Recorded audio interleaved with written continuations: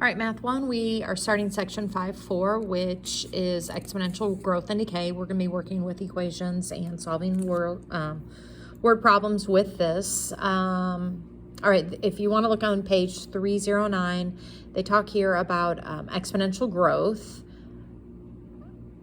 You're going to use the formula of a times b to the x power. If a is greater than 0 and b is greater than 1, then you have a growth factor. That means it's going greater. If your b is less than 1, then it will probably be decaying. Well, it will be.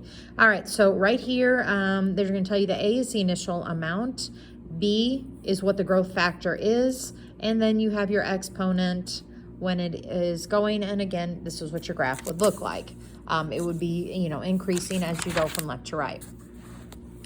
All right, so we're going to be doing growth models right now. So if you take a look, what you're going to be doing is deciding, what is your initial value, how much is it growing by, and you're putting it into that formula of a times b to that x power. All right, so suppose that in 1985, there were 285 cell phone subscribers in a small town. The number of subscribers increased by 75% each year after 1985. How many cell phone subscribers are there in the small town for here? So what we're going to do is you're going to the initial amount, obviously, is this. If it is growing by 75%, it is increasing by, you will put here 1.75, the 1 taking into account how many are already there, plus the 75% is growing by, and then your x up here would be the year difference from 1985 until 1994, which looks like it is a 9-year difference. All right, so you'll put 9 in here, so go to your calculator, take 1.75. I'm doing this with you to the 9th power. Then you're going to multiply it by 285. And it looks like there were 43,800 and we'll say 72 subscribers with that. All right, just a minute here. I need to grab your book. Okay, so let's come down here and we are gonna look at college tuition, which should interest you. College tuition is increasing every single year. And we need to figure out if college is how much it is now, what's it going to be when you go to college in 4 to 5 years from now. Okay, all right, going through here, I'm sorry, I was trying to read some. All right, the number of students enrolled in a college is 15,000 and it grows, oh, this is not money, this is the attendance. All right, so the initial amount in here is 15,000 students. The percentage of rate of change is 4%, so the growth factor for B is 1 plus 0.05. It's kind of what we did up here, which is 0.04. So 1.04 is what's going to go here. Change your percentage to a decimal by moving it over twice. The same thing we did with 75%. You move it over twice. And to calculate to enroll 1 year, you calculate 15,000 times 1.04. That's going to give you 1 year. So complete the equation. The equation will be 15,000 times 1.04 to the x standing for how many years it would be. Okay.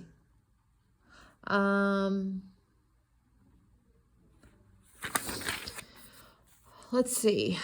Do we have a question? We want to know how many people are going to be enrolled in 25 years. All right, so get your calculator out. We're going to put 25 in for that, and you can put it in just as it is. You can do 1.04 to the 25th, or you can just type it in as is. Your calculator knows order of operations, so you're fine just to type it in as that. And it looks like you're going to get pretty close to 40,000 students. So it looks like we have 39,988 students. All right, let's go to the top up here, page 311. We have the population has 100 frogs, so our initial value is 100. It is increasing at an annual rate of 22%, so 22% is 0.22, and again, we're going to add that 1 to it. And we want to know how many are going to be there in 5 years. So your n is 5. So take 100 times 1.22 to the 5th power. And it looks like there's going to be pretty close to about 270 frogs. All right, when you come down here, it's giving you a formula for bank interest. This is your compound interest when you put money into the bank. A is the balance, how much you have in the bank. P is the principal, that's your initial deposit. So maybe you're depositing, you know, I don't know, $5,000, something like that. Here's your interest rate, your annual interest rate. It's divided by the number of months. And up here you have N is going to be, again, the number of times the interest is being compounded. And T is time in years. All right, so let me talk about this. T is time in years. If they give you 18 months, that is 1.5 years. All right, so don't think whatever they give you is what you're going to be putting in for T. It has to be changed into years for that. All right, so let's come down here and you're just figuring out what part of this equation is what, and you're just putting it into a formula. All right, so suppose your friend was born and your friend's parents deposited $2,000. So $2,000 is going to be the principal, the P, into an account that pays 4.5% interest compounded monthly. So how many times is it due a year? That's 12. Here's my interest. How much will be in there after 18 years? All right, so we're going to go to our formula. A stands for how much will be in there. We're depositing $2,000. All right, I'm going to do my 1. Now, to do my R divided by N, my rate, I'm going to change this right here to 0.045. All right, and it is done monthly. So I'm going to put that in here. Then up here, it is done monthly for how many years? Okay, so it is compounded monthly for 18 years. So you're going to do monthly for 18 years. All right, so 12 times 18 is 216. So really what I'm going to put right here is 216. Here I'm going to go ahead and divide that out. Okay, so this divided out is 0.00375. Play around with your calculator a little bit and see how much do we really need to do ahead. How much can we just type right in when we're going through this? So I'm going to do 2,000. I'm going to use my parenthesis button. I'm going to do 1 plus 0.00375. I'm going to end my parenthesis, and I'm taking that to the 216th power. All right. All right, it looks like after 18 years that $2,000 will become $4,489.01. All right, since it's money, we're going to round to the cents. All right, so this is what my calculator has. This is how I put it in. You might be able to just do the fraction right here. You can just type in 0.05 divided by 12 and get the same answer. So play around with your calculator a little bit and see what really is important when you're doing that. Okay, so let's come over here. Why don't you try these, find your information, put it into your formula, and see if we can come up with the same answer.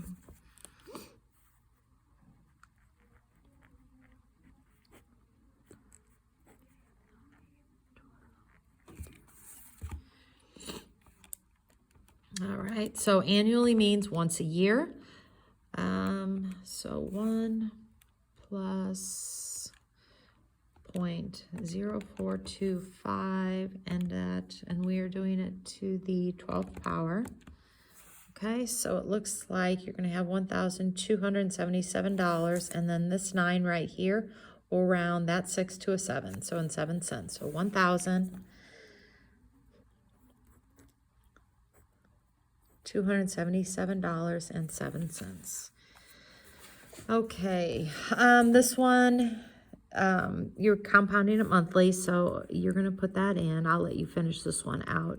0.0675, it's being compounded monthly. Now, 6 months. 6 months is not a year, it's a half of a year. So you're going to do 12 times 0.5 here, or put 6 in there. Anyway, you go through and do this. The answer should be $3,619.80.